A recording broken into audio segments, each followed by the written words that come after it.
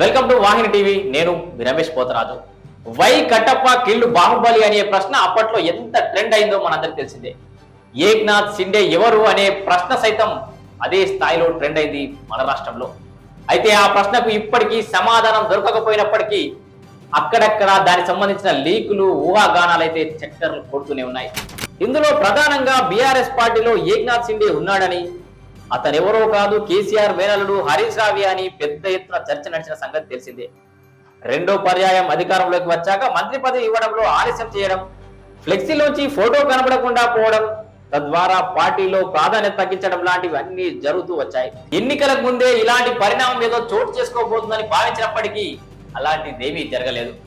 అయితే అనూహ్యంగా 2023 ఫలితాల అనంతరం మళ్ళీ ఈ టాపిక్ తెర మీదకి రావడంతో పొలిటికల్ సర్కిల్స్ లో పెద్ద చర్చనే నడుస్తోంది.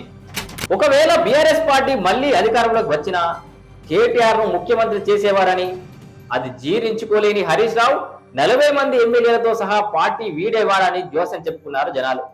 అయితే ఇప్పుడు కూడా అలాంటి సంఘటనలు జరిగే అవకాశాలు లేకపోలేదని లెక్కలు వేస్తున్నారు. వెంట నడిచే ఎమ్మెల్యేల సంఖ్య తగ్గిపోవచ్చు కాక బయటకు పోయే అవకాశాలు అయితే ఇంకా ఉన్నట్లు టాక్.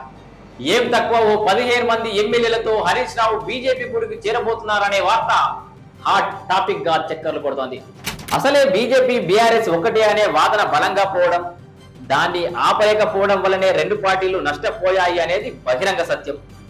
అసలు బీజేపీకి ఇంకా కొన్ని సీట్లు వచ్చి ఉంటే బీజేపీ బీఆర్ఎస్ కలిసి ప్రభుత్వాన్ని ఏర్పాటు చేసి ఉండేవనే చర్చ కూడా జరిగిందంటే నమ్మి తీరాల్సిందే. కాళేశ్వరం అవినీతిలో హరీష్ రావుది ఎక్కువ వాటా అని దాడి చేసిన బీజేపీ అదే హరీష్ రావును అందలమెక్కిస్తుందా? ప్రాణం ఉన్నంత వరకు కేసీఆర్ ను వీడను అన్న హరీష్ రావు పార్టీని వీడతాడా? ఏమో, గుర్రం ఎగరావచ్చు. రాజకీయంలో శాశ్వత మిత్రులు శాశ్వత శత్రువులు ఉండరనేది basic rule. Let's wait and see.